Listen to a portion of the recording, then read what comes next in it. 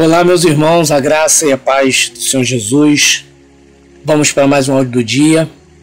Peço para que os irmãos abram lá em Colossenses capítulo 4, versículo a partir do 2, diz assim: continue firmes na oração, sempre alertas ao orarem e dando graças a Deus. Orem também por nós, a fim de que Deus nos dê uma boa oportunidade para anunciar a sua mensagem, que trata do segredo de Cristo. Pois é por causa dessa mensagem que eu estou na cadeia. Portanto, orem para que eu faça com que o segredo de Cristo seja bem conhecido, como é o meu dever. Sejam sábios na sua maneira de agir com os que não creem e aproveitem bem o tempo para passarem com eles.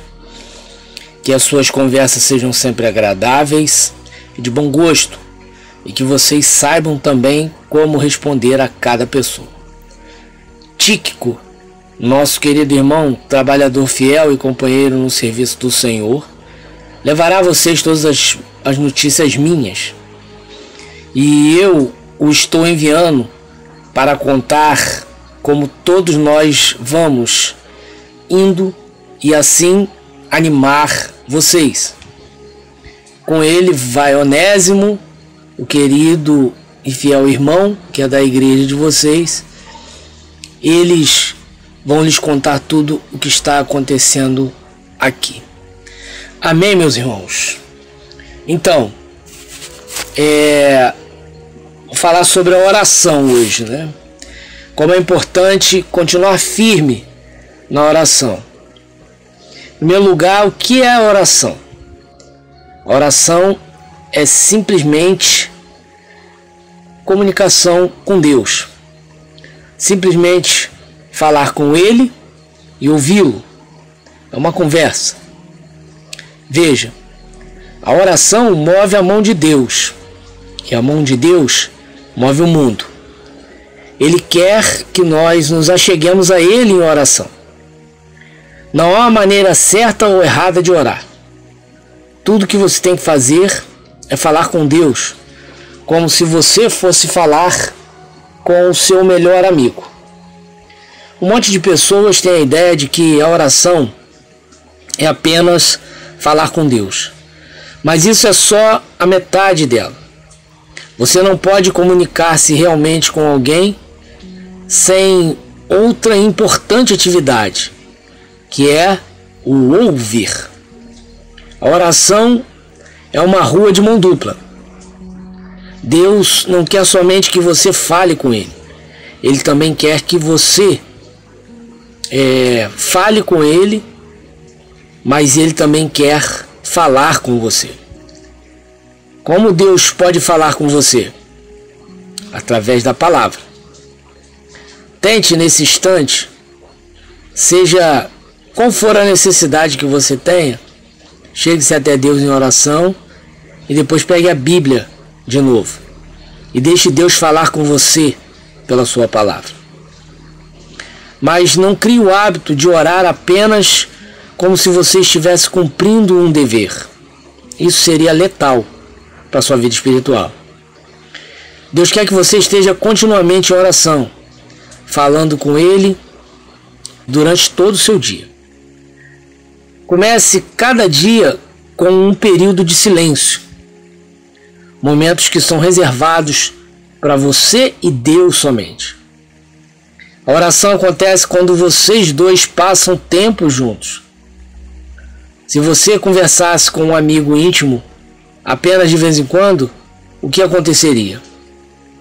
A sua amizade não seria tão íntima, não é verdade? Se nós queremos que o nosso relacionamento com Cristo seja forte, nós devemos orar sempre. Aumente a sua intimidade com Deus hoje mesmo. Comece hoje a praticar a oração, mas, como eu disse, não com um sentimento de dever, mas como uma necessidade, como algo prazeroso. E é através da oração que Deus Ele vai fazer a grande obra na sua vida. É através da oração que Deus vai alcançar teu coração, para que você possa ter mais intimidade com Ele. Nós vemos aqui o apóstolo, logo no versículo 2, ele diz: continue firme na oração, sempre alertas ao orarem e dando graças a Deus. Então, sempre que você orar, não esqueça de agradecer, não esqueça de dizer: Senhor, muito obrigado, porque o Senhor dedicou um tempo do Senhor para mim, para me ouvir, para falar comigo. Aproveite também, ore por pessoas, ore por lares que também foram destruídos como o seu. Ore para que Deus possa fazer uma grande obra através de tanto sofrimento.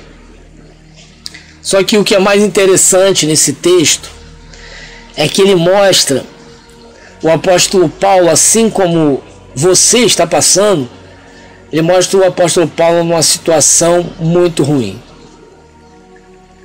Paulo estava preso justamente por pregar esse evangelho. Mas em momento nenhum nós vemos Paulo triste, Paulo reclamando porque estava fazendo a vontade de Deus e não estava entendendo por que ele estava preso, sendo que Deus não deveria deixar ele ser preso porque ele estava pregando o evangelho. Em momento nenhum nós vemos Paulo reclamando, Paulo triste, porque as coisas não estavam dando certo para ele. Nós conhecemos a trajetória do apóstolo Paulo e nós vemos que a caminhada dele não foi fácil, como é o evangelho que é pregado hoje, que o cristão não pode sofrer, porque se ele está sofrendo é porque ele está em pecado. Se ele está sofrendo é porque ele não está fazendo a vontade de Deus, porque se estiver fazendo a vontade de Deus tudo dá certo, e nós sabemos que isso é uma grande mentira. Mas pelo contrário, mesmo ele nessa condição de estar encarcerado, ele ainda servia como instrumento para animar os irmãos que estavam em liberdade e estavam ficando fracos na fé.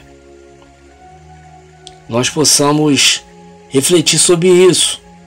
Não é porque estamos passando essa adversidade que nós vamos deixar de pregar o evangelho, que nós vamos andar cabisbaixo pelo canto, reclamando da vida, reclamando com Deus por que Deus não restaura logo o casamento, por que Deus está permitindo tanto sofrimento. A palavra de Deus diz que as aflições do tempo presente, elas não se comparam com a glória que em nós há de ser revelada. Aqui não é lugar de ser feliz, meu irmão. O lugar de ser feliz é no céu.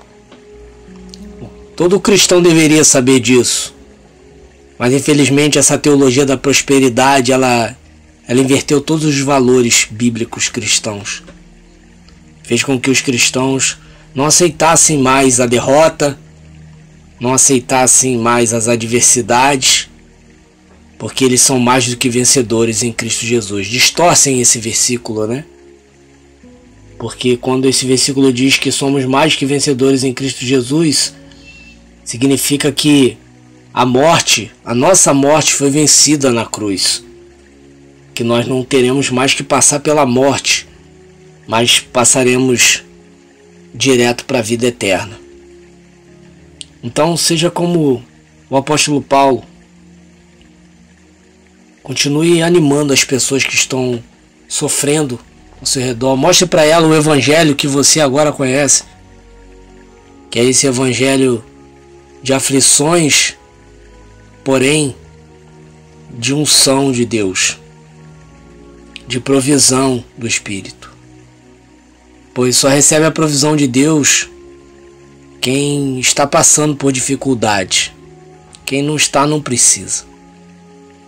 Então não se deixe enganar por esses falsos pregadores que andam pregando que você não pode sofrer, que Deus não permitiu que destruiu seu casamento, foi o diabo, diabo é só um instrumento nas mãos de Deus, meus irmãos. O diabo ele não pode fazer nada que Deus não permita. E se ele fez, foi porque Deus permitiu. E se Deus permitiu, é porque ele tem um propósito maior, que é alcançar a tua alma, que já estava indo para o inferno por causa de ficar colocando seu marido e sua mulher acima de Deus, na frente de Deus. Então pense nisso. Se mantenha firme na oração, como diz o versículo 2. Continue firme na oração, sempre alertas, a orarem e dando graças a Deus. E também anime as pessoas, como ele fala no versículo 8. Eu estou enviando o Tíquico para contar como todos nós vamos indo e assim animar vocês. O que você está passando, você tem que contar isso de uma forma que venha animar as pessoas e não fazer com que elas te vejam como coitada ou elas mesmas esmorecerem na fé em Cristo por causa que estão vendo a injustiça que está sendo feita na sua vida e pensam que Deus é que está sendo injusto.